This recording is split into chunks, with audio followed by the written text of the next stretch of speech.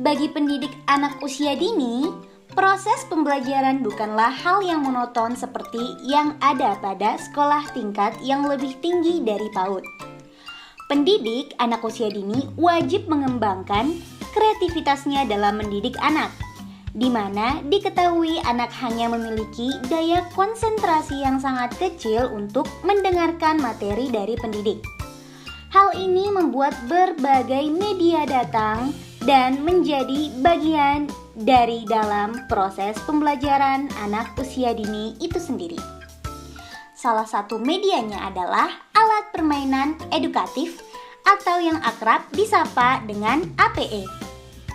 Dapat mempertinggi proses dan minat anak usia dini dalam belajarnya, yang pada gilirannya diharapkan dapat meningkatkan dan mengefektifkan hasil pembelajaran yang dicapai anak. Berbagai pendapat penelitian bermunculan akan alat permainan edukatif, bahwa proses dan hasil belajar pada anak menunjukkan perbedaan yang signifikan antara pembelajaran tanpa alat permainan edukatif dengan pembelajaran menggunakan alat permainan edukatif. Oleh karena itu, penggunaan alat permainan edukatif sangat dianjurkan untuk mempertinggi kualitas pembelajaran serta untuk membantu perkembangan setiap potensi yang dimiliki oleh anak.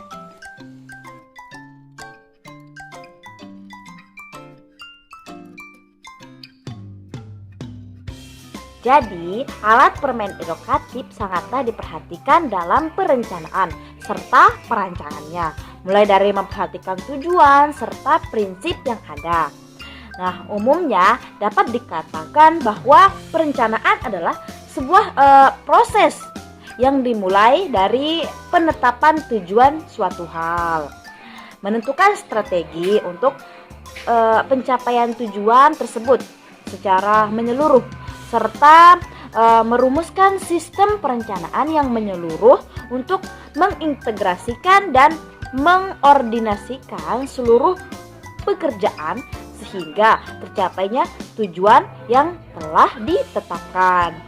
Nah, dalam perencanaan itu hendaklah dilakukan dengan matang sehingga menambah kualitas dari kegiatan tersebut.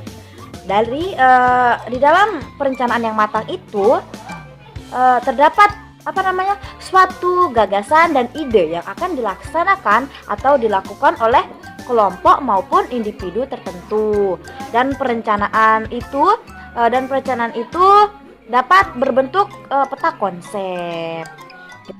Menurut Swedadi, beliau mengartikan konsep ke dalam bentuk atau suatu yang abstrak untuk melakukan penggolongan yang nantinya akan dinyatakan ke dalam suatu istilah tertentu.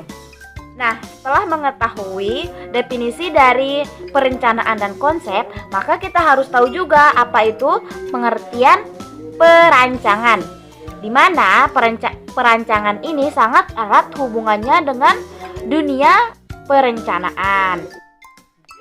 Menurut Jokianto, perencanaan didefinisikan sebagai penggambaran, perencanaan, dan pembuatan sketsa atau pengaturan dari berbagai elemen yang terpisah dari suatu kesatuan yang utuh dan berfungsi. Nah, sekian penjelasan dari saya. Baik, langsung saja ke materi selanjutnya, yaitu tentang persyaratan perencanaan pembuatan alat permainan edukatif. Jadi, dalam dunia PAUD, sebelum memilih alat permainan edukatif, pendidik haruslah memperhatikan beberapa persyaratan perencanaan pembuatannya yang meliputi, yaitu yang pertama, syarat edukatif. di mana perencanaan alat permainan edukatif harus disesuaikan dengan program pendidikan yang berlaku, sehingga pembuatan maupun pengembangannya akan sangat membantu pencapaian tujuan-tujuan tertentu pada program pendidikan yang telah disusun. Kemudian syarat yang kedua yaitu syarat teknis yang harus memperhatikan hal-hal teknis seperti pemilihan bahan, kualitas bahan, pemilihan warna, kekuatan bahan dalam suhu-suhu tertentu, dan sebagainya.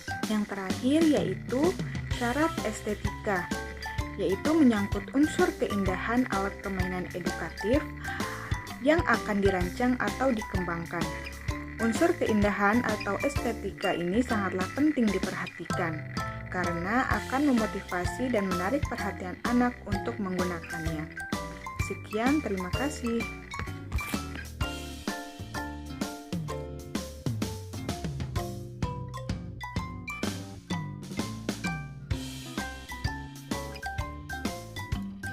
Baiklah, di sini saya akan menjelaskan tentang tujuan dari perencanaan. Setiap kegiatan dalam mencapai tujuan perlu diadakannya perencanaan yang matang sesuai dengan tujuan yang telah ditetapkan. Hal tersebut disesuaikan menurut bidang-bidang yang akan dicapai. Dan perencanaan harus memiliki tujuan seperti yang pertama, yaitu standar pengawasan. Standar pengawasan ini bisa dikatakan yaitu sebuah cara mencocokkan pelaksanaan dengan perencanaannya dan mengetahui kapan pelaksanaan dan kapan selesainya suatu kegiatan, serta mengetahui siapa saja yang terlibat, baik kualifikasi maupun kuantitasnya. Tujuan perencanaan yang kedua yaitu mendapatkan kegiatan yang sistematis. Mendapatkan kegiatan yang sistematis di sini ialah mendapatkan kegiatan yang terinci, teratur, dan terarah, termasuk biaya dan kualitas pekerjaan, juga meminimalkan kegiatan-kegiatan yang tidak produktif dan menghemat biaya, tenaga, dan waktu. Tujuan perencanaan yang ketiga yaitu memberikan gambaran yang menyeluruh mengenai kegiatan, menyerasikan dan memadukan sub-kegiatan, juga mendeteksi hambatan maupun kesulitan yang akan ditemui. Selanjutnya, ada pula hal-hal yang harus dipersiapkan dan juga harus dilakukan dalam perencanaan alat permainan edukatif sebagai berikut. Yang pertama, jika pendidik berniat untuk membuat suatu perencanaan APE, maka pendidik haruslah memahami karakteristik anak yang menjadi sasaran pembuatan APE tersebut.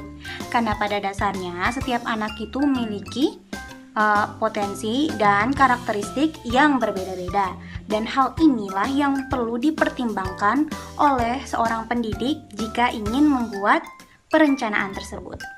Yang kedua, pendidik haruslah mampu menelaah program kegiatan dan juga tujuan belajar anak yang semuanya itu disusun dalam kurikulum dan digunakan pada lembaga PAUD. Yang ketiga, sangat penting bagi pendidik untuk memilih tema yang telah disiapkan di dalam kurikulum maupun pendidik mampu menciptakan sendiri tema yang akan dikembangkan. Yang keempat, perlunya bagi pendidik melakukan inventarisasi APE, di mana pendidik akan menelaah apakah APE itu sesuai dengan program kurikulum dan sebagainya. Yang kelima, setelah pendidik melakukan yang namanya inventarisasi APE, sekarang pendidik perlu menentukan jenis APE yang dikembangkan sesuai rencana. Kemudian nomor 6, jika APE sudah direncanakan, maka tahap berikutnya adalah perancangan.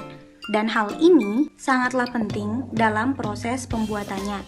Dan hal-hal yang perlu ditonjolkan pada perancangan atau desain ini adalah perkembangan atau aspek perkembangan apa saja yang dapat dikembangkan dan tibalah poin ketujuh, di mana pendidik harus menyiapkan alat serta bahan-bahan yang telah direncanakan.